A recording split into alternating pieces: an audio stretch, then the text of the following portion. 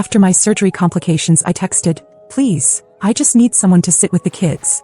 Hours later, my sister flooded the chat with photos from a winery tour. Nobody came.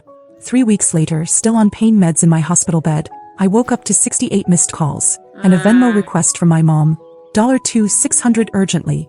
I got angry, and there's something gutting about realizing the people closest to you are complete strangers when it actually matters. Not just distant, not just self-involved, I mean completely indifferent to whether you're alive, unconscious, or in need. That's what hit me hardest. Not the surgery, not the recovery. The silence from people who were supposed to care. My name's Haley, I'm 35, a mom of 2 living in Chicago. I've always been the dependable one. Paid my sister Jessica's tuition when she was about to drop out of grad school. Gave my parents money for a new furnace last winter. Helped my younger brother out of credit card debt twice. No one had to beg. I just did it. Because I believe that's what family meant. You step up. So when I found myself in the ER with unbearable abdominal pain and doctors telling me I needed emergency surgery, I wasn't even thinking about myself. My mind went straight to Liam and Ava. They're 10 and 6. No one else was home. Their dad hasn't been around for years. From my hospital bed, still hooked up to fluids and monitors, I texted the family group chat. "Please, I just need someone to stay with the kids for a couple of days." So, I didn't cry or beg. I figured that'd be enough. I was wrong. My sister was the first to respond, not with a word but with a photo. A boomerang of her at a winery, spinning in a floral dress with a glass of rose. The caption said, "Weekend starts now." Nothing else. No call. No follow-up. My parents read the message. I could see they saw it. But they didn't reply. Nothing. Like I hadn't just told them their daughter was going into surgery and their grandkids were home alone. I lay there for hours waiting for something. Anything. But it never came. I woke up after the operation groggy, sore and still alone. A nurse handed me my phone and I saw the missed calls. Not from my family but from my neighbor Mrs. Gutierrez. Her voicemail said she found Liam in the hallway asking if she had milk. That's how I learned my kids had been alone for nearly 2 days. I couldn't even process it at first. Just stared at the wall. Mrs. Gutierrez had called the school and then CPS. Rachel, my cousin, got word and dropped everything. She and her husband Evan drove straight from Aurora, brought food, clothes and stayed with the kids. They didn't ask questions. Didn't hesitate. Just showed up. Rachel texted me that Ava had been sleeping in a pile of laundry and Liam had tried to microwave frozen chicken nuggets without taking the plastic off. Evan took care of their lunches and walked them to school. Rachel helped Ava with her homework and braided her hair. I hadn't asked them. They just did it. Meanwhile, Jessica was posting selfies holding oversized wine glasses with hashtags like #blessed and #familytime. My mom liked every post. Not one person from my immediate family asked how the kids were doing. They didn't even acknowledge the message. I stayed in the hospital for 3 more weeks. Recovery was rough. Pain meds kept me half asleep most of the time. Rachel and Evan kept everything running at home.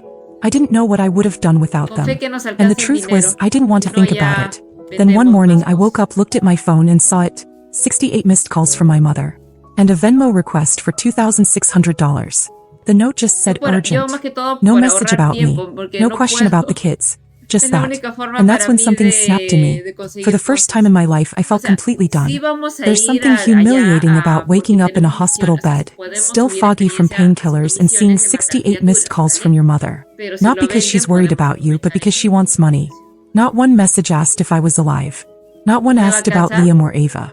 Just a Venmo request for $2,600 with the word urgent. I didn't respond.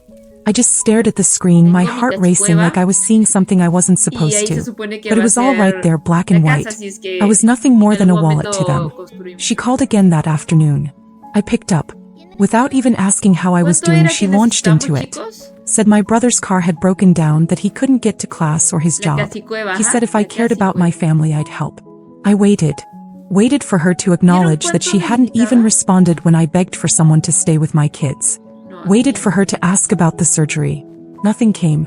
Just more about how I was their last hope. I told her no. Flat out. No apology, no explanation. Just the word. She didn't take it well. Said I was turning cold, selfish. Said money had gotten to my head. That was rich, considering I'd paid off her mortgage just 3 years ago when they were drowning in late fees and pretending everything was fine. She hung up before I could say anything else. Not even 24 hours later, Jessica messaged me on Instagram. Not even a, Y son hey, 5 how are por you? 2 son 10. Just a question about whether I was still planning to send money for her boyfriend's birthday Oye, está trip. regresando, I didn't yendo, reply. viniendo, She followed up with a yendo, comment viniendo. under one of my old posts. Debería haber Some forma people de forget ver where they que- came from. debería haber Like I forma hadn't de just ver nearly que, died. Then my dad texted. It was long, rambling, passive-aggressive. He brought up every favor they'd ever done for me, real or imagined. Told me I was abandoning the family. He ended it with a screenshot of a GoFundMe he'd set up for home repairs Ande. and suggested I pitch in like I used to. I was still on antibiotics. My incision was still healing. And I was fielding guilt trips like it was my full-time job. The only person who seemed to get it was vale, Rachel. vale, vale. I Sí, called her también later pasa that rato night. con ellos, que I didn't que even todo es need to farmeo, explain farmeo. everything. She already knew. She told me Evan had taken time off work to stay with the kids and was helping Liam catch up on homework. Ava had stopped having nightmares once she realized they weren't going anywhere. I told Rachel about the calls, the money, the pressure. And all she said was, maybe it's time they learn what life looks like without you carrying them. That sentence hit me hard, because I knew she was right. When I finally got home from the hospital, the house was cleaner than I'd left it. Bueno, hasta The el kids were jueves, calm. pues, yo mañana For the no first estoy. time in a long time, I felt like someone had my back. But I also knew I had work to do. Un abrazo. Over the years, my name had ended up on just about everything. Family phone plans, joint savings accounts, a backup credit card my sister had somehow never stopped using. I'd been the one paying the insurance no, on my pero es que parents' como yo house. cada rato The vengo storage por unit acá, with all luego their voy junk para was el in my otro name. lado. O sea, no, They no, were no all es so tanto por used eso, to the sino flow que of es money como that they didn't even yo pretend to cada be rato grateful vengo por anymore. acá. Entonces They sí me treated it like a sorprendió. given. Porque I ese started sitio- unraveling it all. De hecho, tengo que First, hacer I pulled out escalera of the para shared subir más savings rápido, account. por eso estar Then I saltando. canceled the card Jessica used for emergencies that somehow kept being charged for ¿Cuánta plata Sephora necesitamos, orders. chicos? I called the utility company and transferred the bills for my parents' house back into their names. I stopped paying my brother's tuition, told him flat out that it was time he figured things out on his own. And I didn't make a speech. I didn't explain. I just cut the cords one by one. The reaction was immediate. Jessica posted one of those vague, bitter quotes on Facebook. Something about betrayal and the pain of being used. My mom sent a Solo sé mass que estaban text to dos the family monedas, pero el chat, resto no me making it acuerdo. sound like I was punishing them for not jumping fast enough. My dad sent another guilt-laced message and linked the GoFundMe again like I'd missed it the first time. But this time none of it worked. I didn't cave. I didn't respond. I wasn't just protecting my bank account. Aunque no I was es casa, protecting my lo que kids, hice fue un myself, hueco en el piso. my sanity. O sea, estoy- And without me hice otro holding it all nivel de together, cultivo, cracks nada. started showing fast. I didn't expect them to fall apart so quickly. It had only been a week since I cut off the accounts. What? No more tuition payments, no backup credit card, no utility bills covered. I figured they'd try to regroup quietly. Instead, they imploded, publicly. Jessica was the first to go loud. She posted Oye, a hay un long, día dramatic de caption aquí. under a photo of her crying on her bathroom floor, holding a ¿Sí? glass of wine. The caption said something like, "Some wounds cut deepest when they come from people who are supposed to love you. Family isn't always Está blood." mirándome, Comments poured in. apuntándome. Friends I hadn't seen in years tagged me and messaged me asking what was going on. I didn't say a word. I watched her feed spiral. A weird mix of emotional breakdowns and brand partnerships. One day she's crying about betrayal. The next she's doing a sponsored ¿Hablaste post con for some Gusi al teeth final? whitening kit. It was all performative. And it was working. People were buying it. Gusi. My mom went a different route. She started calling ¿Le habla relatives, gran- cousins, ¿Le habla aunts, gran people we majo? only saw at weddings, telling them I had abandoned the family, Ya le- that I let the kids go hungry to teach us a lesson, that I was hoarding money I didn't even need. She painted this image of me as some cold-hearted, bitter person trying to punish everyone for not coming when I had a small procedure. Rachel heard all of it first. People started calling her confused. One of our aunts reached out and said she was worried about me, that she'd heard I was unstable, that I'd cut off the whole family in a fit of rage. I didn't even try to correct it. I just told Rachel, let them talk. I was done managing other people's comfort, but then things escalated. Jessica's boyfriend, the one I never liked, the one who once asked me if I could spot him $800 for a business investment, showed up at my house, unannounced. He stood at my front door with some printed paper in his hand and started saying he was there to collect on past commitments. I told him if he didn't leave, I was calling the police. He smirked, told me my sister was going to make this right, and walked off. I texted Jessica immediately. She didn't deny it. She just said, "I warned you there'd be consequences." That same night, my mom sent another Venmo request.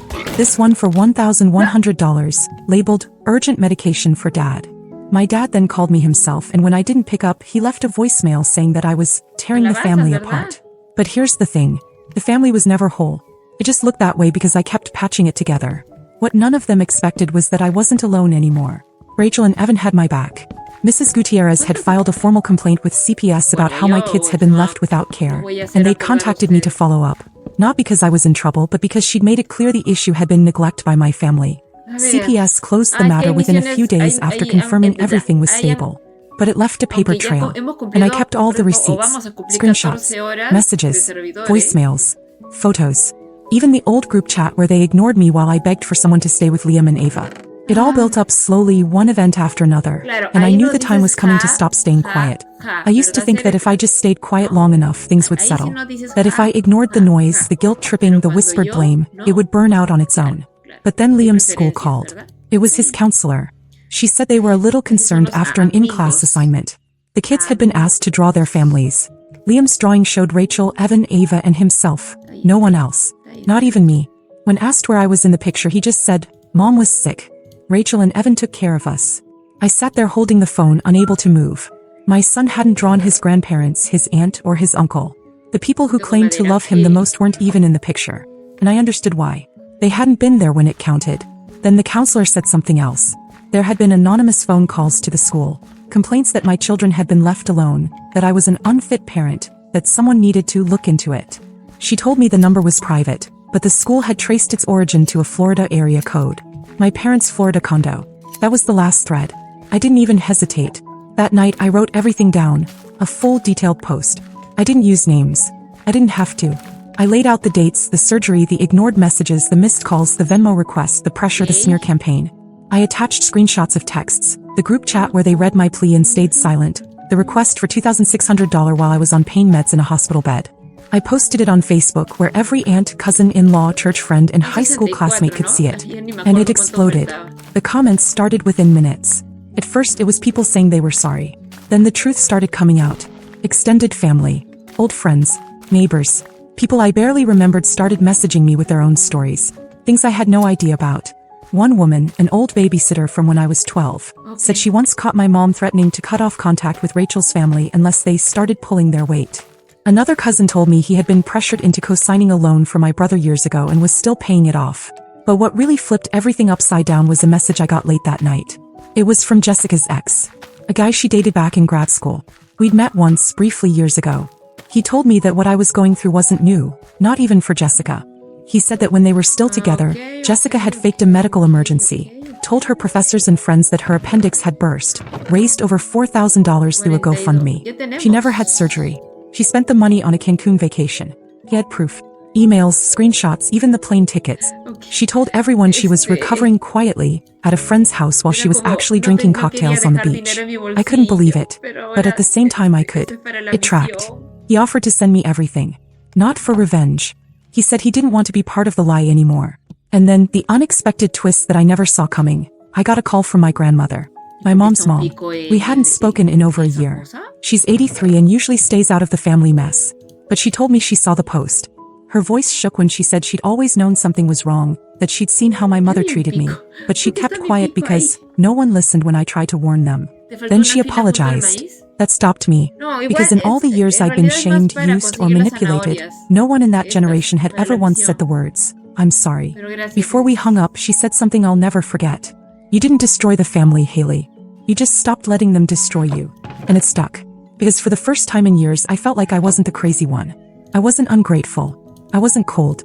I had just finally said no, and it was loud enough that other people started seeing clearly too. By the next morning my post had made the rounds. Jessica deleted her Instagram. My mom posted some cryptic quote about betrayal and forgiveness. My dad tried to act like he didn't see any of it, but it was already out. And what followed next was the one thing they weren't ready for. Accountability. I didn't expect everything to unravel so fast after the post went viral within our small circle. I thought maybe it would stir some tension, a few awkward phone calls, and then fizzle out. But something shifted. The silence turned into consequence, and not for me. The first real blow came to Jessica. Her little side hustle, selling affiliate links and working with local brands on social media, took a nosedive. A boutique skincare brand she partnered with reached out to me privately and asked if the story in the post was about her. I didn't answer directly. I just sent them this screenshot of her winery selfie that she posted the day I went into surgery, right underneath the message where I'd asked for help with the kids. They cut ties with her by the end of the week. Her response was a flurry of stories about online bullying and people trying to sabotage her business. But there were no names. She couldn't name me without confirming what everyone already suspected. Then came my mother. She'd always been the quiet puppeteer, the one behind the curtain keeping the family image polished while pulling every string. But it turns out she wasn't as invisible as she thought. Two of her old friends, women she'd known since church days, commented under my post publicly asking if what I said was true. I didn't answer, but Rachel did. She replied with just 2 sentences. Every word is true. We have the receipts. After that, my mom tried damage control, called my grandmother, called Rachel, called me 5 times in one night, leaving a voicemail every time, each one more unhinged than the last. The 5th one ended with her saying I had burned every bridge and couldn't be part of this family anymore unless I fixed what I'd broken. I played that last voicemail on speaker while sitting in the living room with Rachel, Evan, and the kids. Nobody said a word. It didn't need commentary. But the most unexpected fallout came from an email I got a few days later. It was from a lawyer. At first, I panicked, wondered if my family was trying to sue me or silence me. But it wasn't that at all. It was a warning.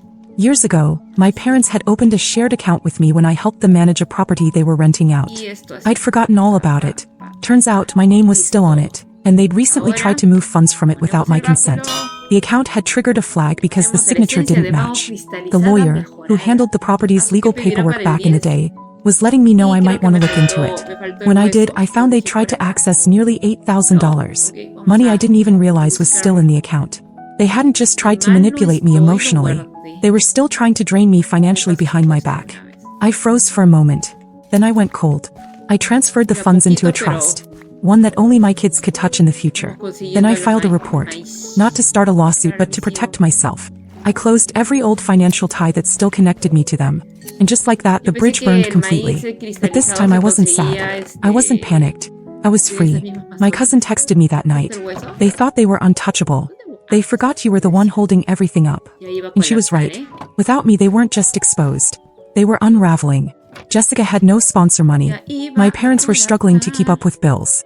My brother even reached out to Evan, not me, asking if he could help him get a job. But I wasn't looking for revenge. I wasn't even happy about it. I just watched it all fall, finally understanding something I should have learned years ago. Sometimes karma doesn't come like a firestorm. Sometimes it just looks like someone quietly walking away and taking the whole foundation with them. It took less than 3 months for everything to collapse. Jessica moved out of her apartment and back in with a friend after her last brand deal fell through. She deleted most of her old posts and started a new account, pretending nothing had happened. My mom and dad stopped calling altogether after the lawyer sent them a formal cease and desist about accessing the account they no longer had rights to. My brother never reached out to me directly again. Evan told me he ended up taking a job in another state far away from all the mess. The messages, the threats, the guilt, it all stopped. Not because they had a change of heart, but because they ran out of access. Once the resources dried up, so did their interest. And I didn't miss them. What surprised me most was how quiet life became. No constant requests. No last-minute money emergencies. No manipulation hidden behind family obligations. Just real peace. Rachel and Evan stayed close. So did my grandmother. We started having dinner together every Sunday, just the 4 of us and the kids. Liam started drawing me in his family pictures again. Ava told me she liked how our house felt safe now. That word hit harder than any apology I never got. I enrolled in a business course online, something I'd put off for years because I was always too busy fixing everyone else's life. I started saving money for the first time in over a decade, and I used part of what was left from that property account to open savings accounts for Liam and Ava. One evening, I took them both out for ice cream and told them something I wish someone had told me when I was younger. You are never responsible for someone else's bad choices, not even if they're family. They nodded like they didn't fully get it yet, but they would. I didn't speak badly about their grandparents or aunt. I just stopped including them. Quietly, permanently. I blocked the numbers, took down old photos, and created a new group chat with just the people who had shown up. Rachel, Evan, my grandmother, Mrs. Gutierrez. Those 4 became my new circle. My real family. No drama. No expectations. Just mutual care and presence. One day, months later, I got a letter in the mail. No return address.